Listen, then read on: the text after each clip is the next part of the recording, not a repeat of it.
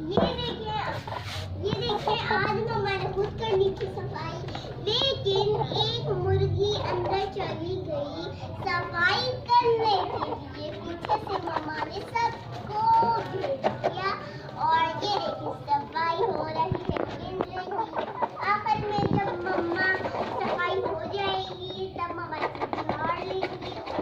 अच्छा लगता है ऐसे करते हुए। मेरे मम्मा को कहा जल्दी जल्दी वीडियो बनाए, ये तो खुद ही साफ कर रहे हैं। और आप लोग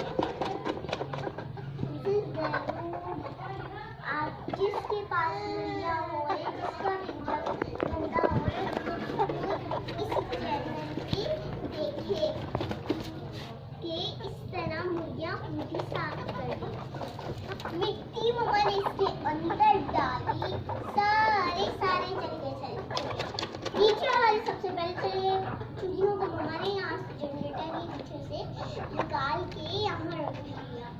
अब देखिए इनके मजे, देखिए हमारा मुर्गा पोज दे रहा है और